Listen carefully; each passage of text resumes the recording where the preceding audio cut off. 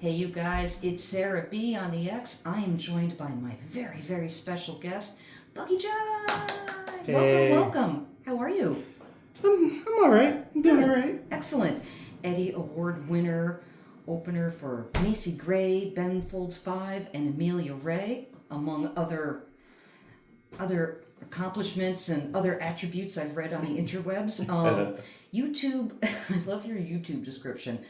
Uploading from a remote basement somewhere in upstate New York. That sounds very, very mysterious. And I like the delicate balance between heaviness and humor. I like all of these things. Yeah. So welcome. I had the pleasure of seeing you open for Amelia Ray at Mojo's a few weeks ago.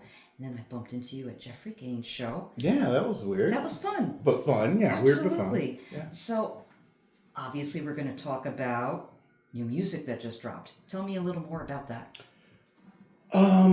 It's mostly a bunch of songs I wrote in the past year. Cool. And I'm releasing a couple singles, and I'll probably release the full album maybe October, November. Just kind of seeing how it goes. Well, that's seeing exciting. how the first singles go, and then we'll release it all. That sounds good. Any special inspiration for some of these new songs? You said you've written them in the past year. Leaning a little more into acoustic guitar than electric, so that's been part of the inspiration. Songwriting, the actual act of songwriting is always an inspiration, so I get the world burning. The world's on fire, so yeah, there's some of that. Some of that is in there too. That does give good inspo, Yeah. definitely, and there's a lot to work with there. Yeah. Would you like to play a new song for us? This would be the B-side. Ooh. To This Will Never Be on the Radio. Okay, I'm excited. So, I'm still an old school guy, It's like a single has to have a B-side, right? I love that. As a Gen Xer, I appreciate B-sides, hidden tracks, all that good stuff. Oh, remember hidden tracks? Yes, and import CDs. Yeah. I used to love finding like imports and all that stuff. All these kids like the Marvel movies, you got to stay past the credits. It's like, we used to have hidden tracks on albums, CDs. Yeah. That's very true. Very insightful. Good observation. Well, I will let you play the B-side. This is called When the Thang Ain't Enough. And it's hard to sing, so I hope I can pull it off. You got this.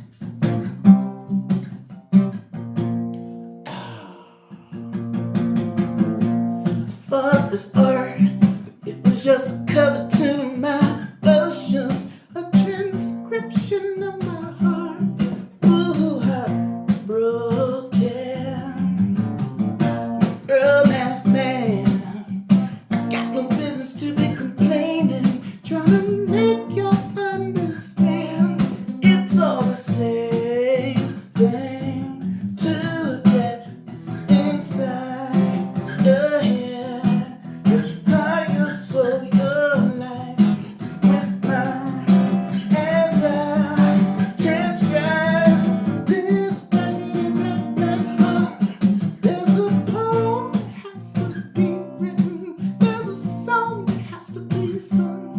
You gotta beat that thing into submission. The thing ain't enough.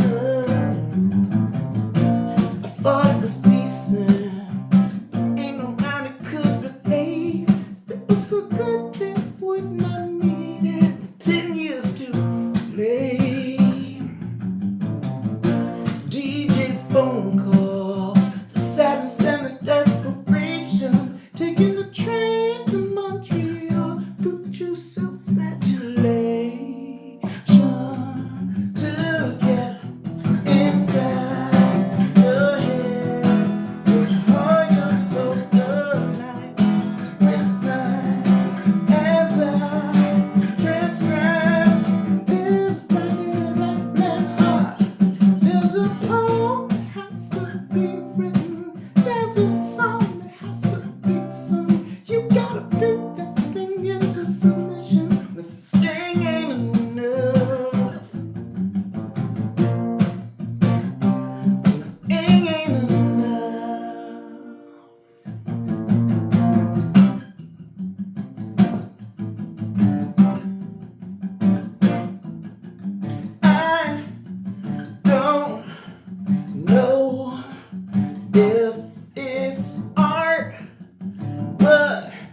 seems to like it.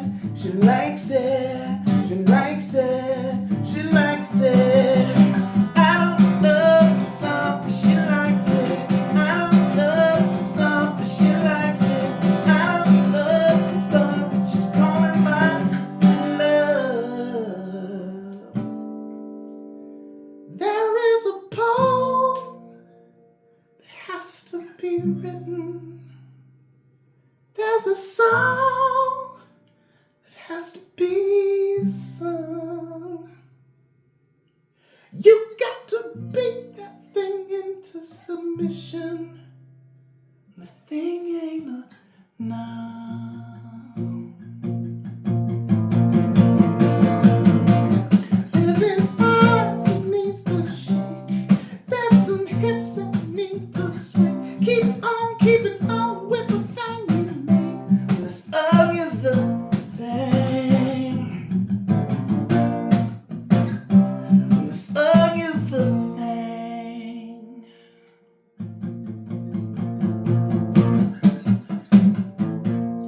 Thought it was art, but it was just a cover to my ocean, a transcription of my heart. The rest is unspoken.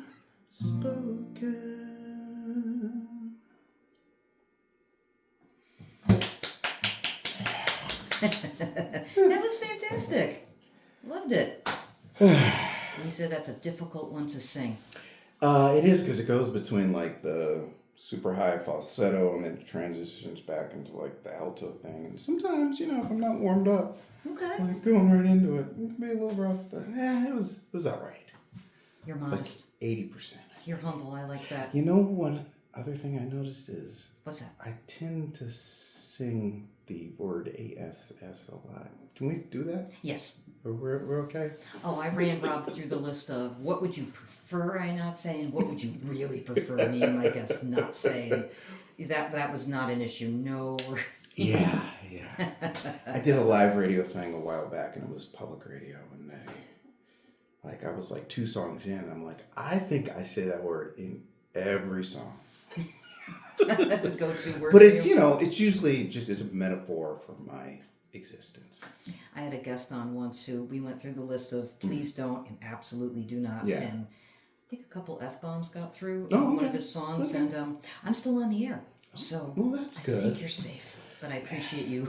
I appreciate you bringing it up. I think there's only one F-bomb on my record. Okay. Yeah.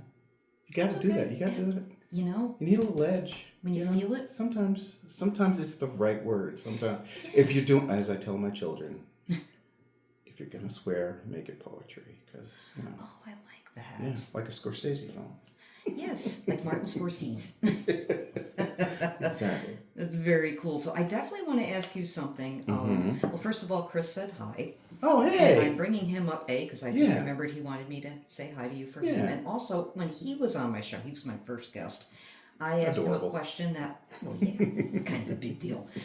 A question I want to ask all my guests, because this is something, as a creative person, not a musician, except in the car, where I perform. But other than that, I always am fascinated by this. It's the democratization of music.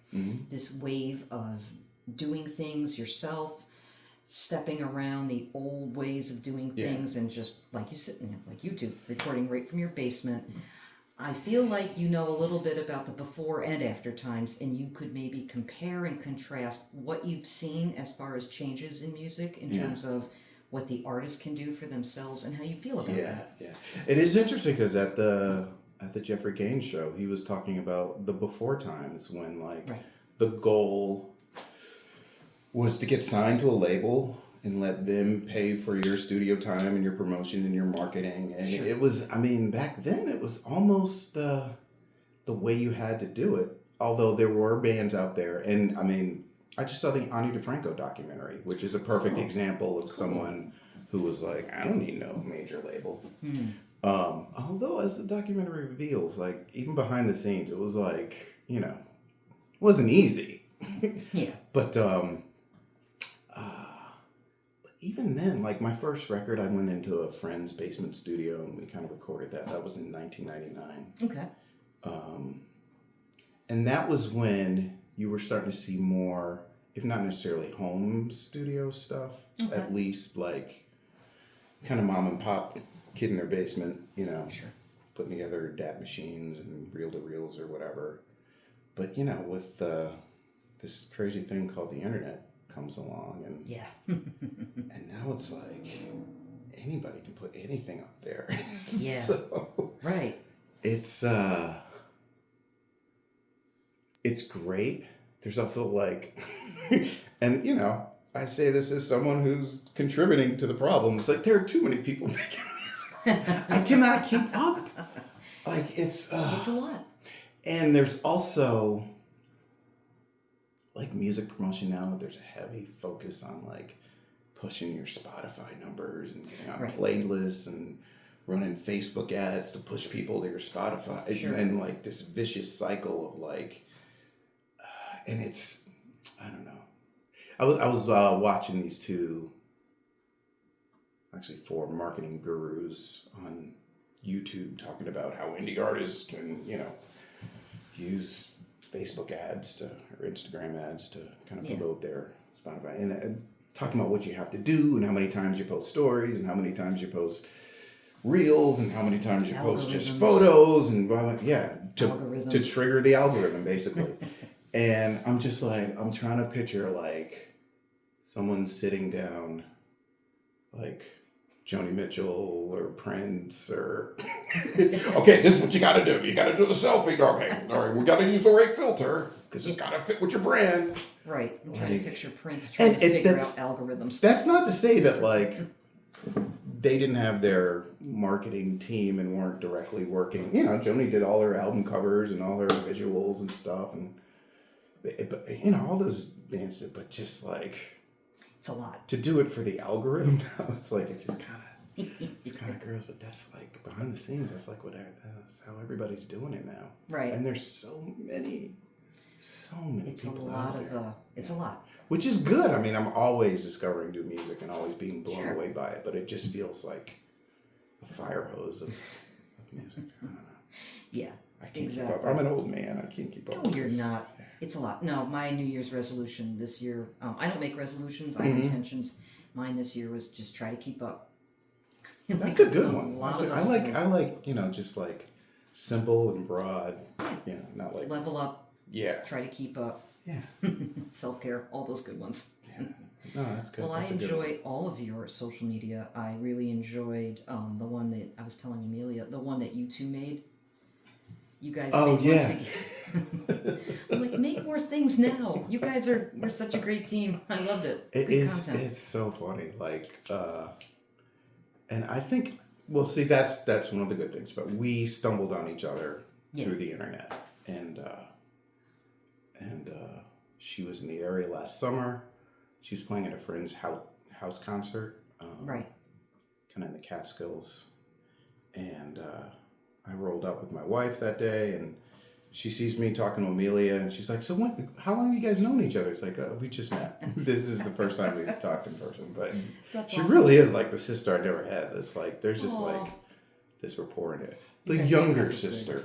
You guys do have an excellent rapport. I can attest to that. No, it was she's a good to hang out with. Yeah. That was a great show, and the best part was I'm like, oh, Amelia looks like she's getting into character. Oh, Buggy Jive looks like he's approachable. I'm like, hi, Buggy Jive. I'm Sara B. Then Chris leans over. You're like, hey, and I'm like, you know Buggy Jive, and he goes, you mean Brian?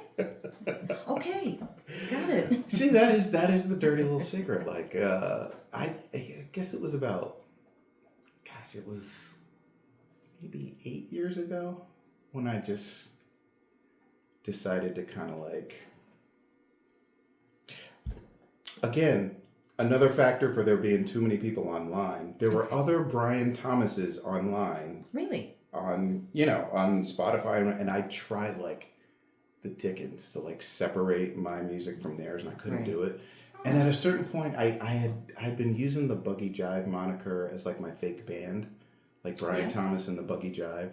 Oh, that's cool. And so I was like, why don't I just like collapse it into Buggy Jive?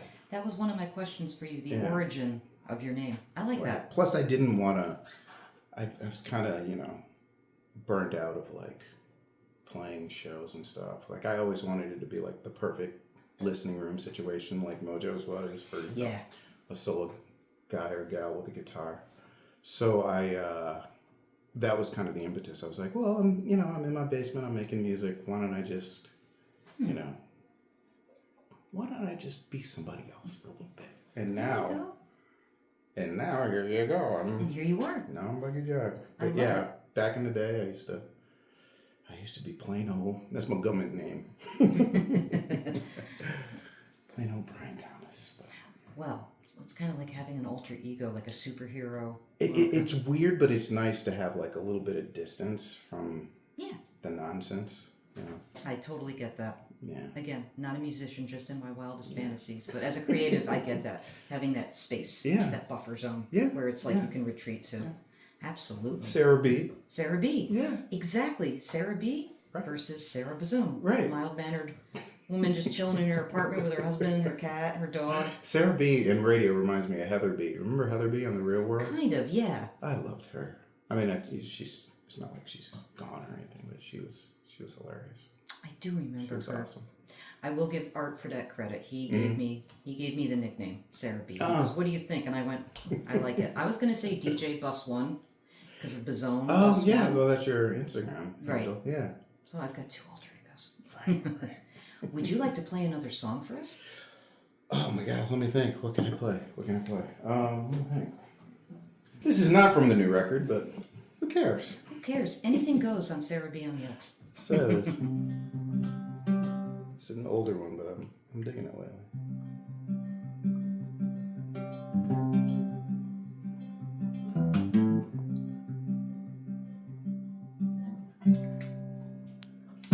I'm saving myself for Sunday.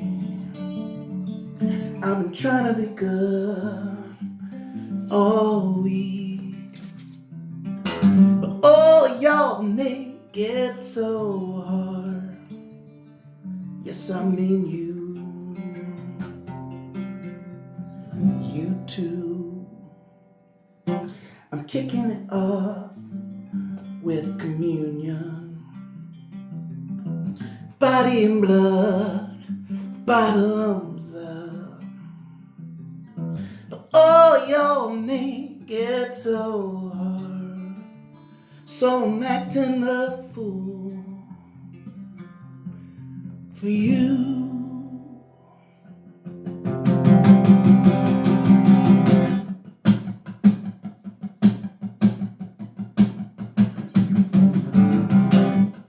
So he took the bread and then he said, "Take a eat. This is my body. This do ye in remembrance of me."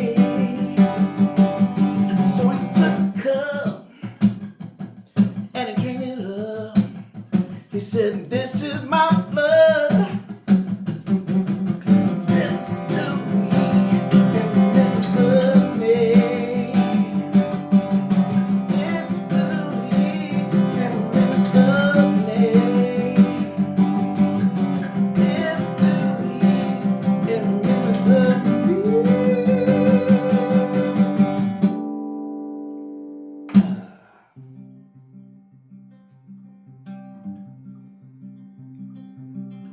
I'm saving myself for Sunday. I've been trying to be good all week, but all y'all make it so hard.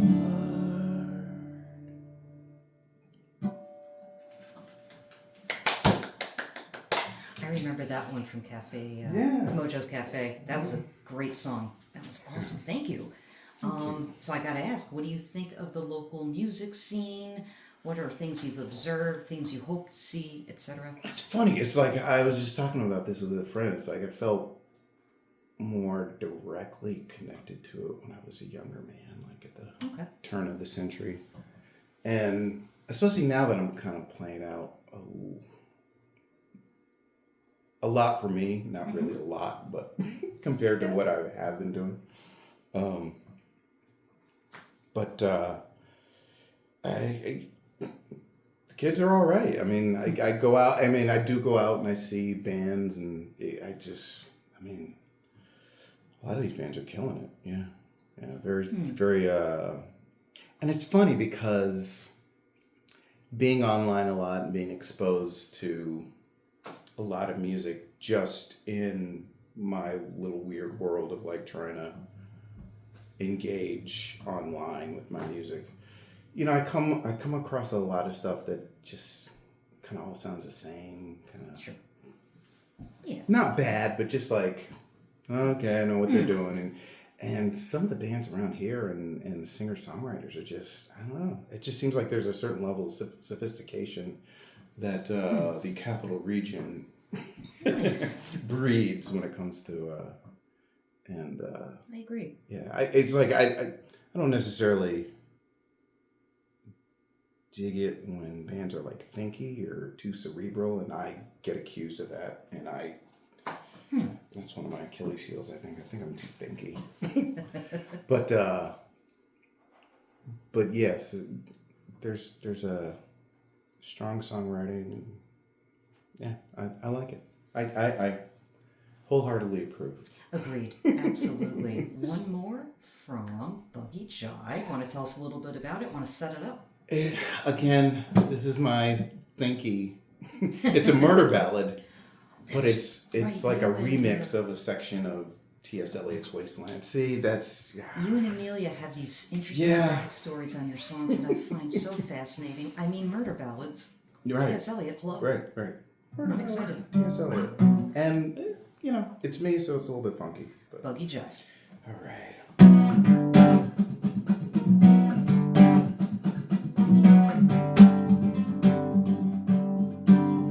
She's staring out the window, press her forehead to the pane. The glass cools her, but she still hates him.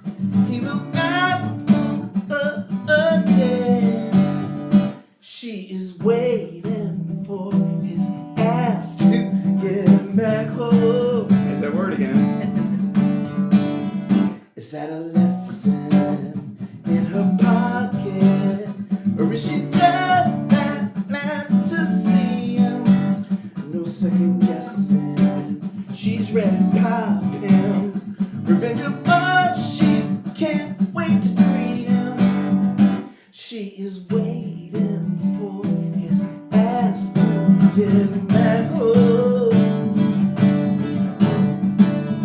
She is waiting for his ass to get back home.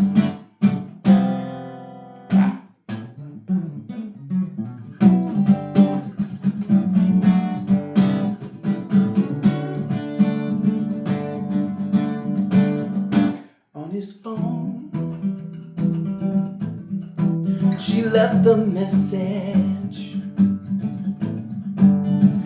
and another, and another, and another. When he gets home,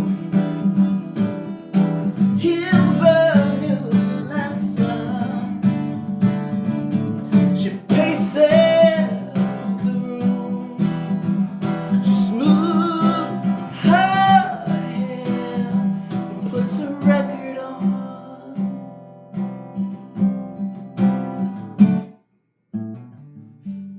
Happiness is a warm gun.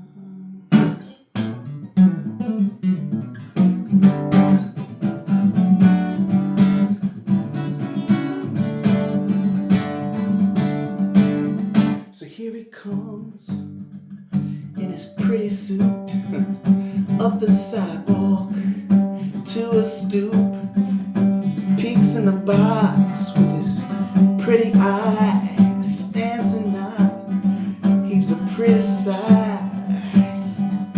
Such a pretty man, but he's just a man. He'll get all he deserves once she finds a nerve, once she finds the moment to take back all he has stolen.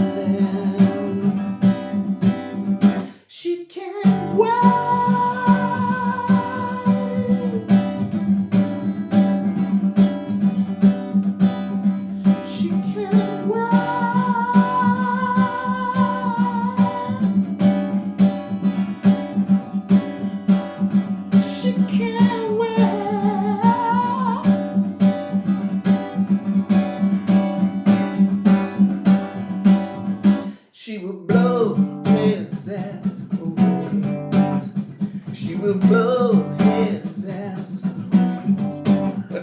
She will blow his ass away. She will blow his ass away.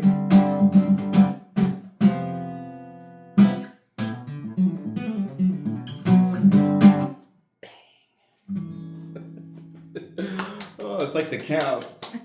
Eight asses in this song. Okay. Well, I love it. Murder ballads and thinky times. Maybe that's what I'll call the album. I love it. Thinky times with Buggy Jive. I just think that's fantastic. I think you're so inspired. I love your music. I had the best time seeing you live. If you haven't seen Buggy Jive live, I'm so sorry. You need to fix that. Check him out and tell my listeners where they can find all things Buggy Jive on the interwebs. I'm usually at Buggy Jive everywhere, so Buggy Jive.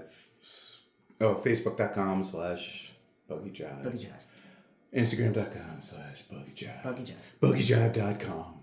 Sounds good. And you are on Spotify. I'm on the Spotify's, the YouTubes. the titles, the YouTubes, the Deezers, Okay. the Bloobs, the Bilbos, Okay. the Frodos, The Frodos. the Gandalfs. Getting Lord of the Rings up in here. I like it. The Tolkien times. Well, Buggy, thank you so much for coming on thanks my for little having me. show. This It means was the fun. world to me to have you on. And guys, check him out. Hurry up, I'll wait. Thank you, Buggy. Thank you. And everything recorded.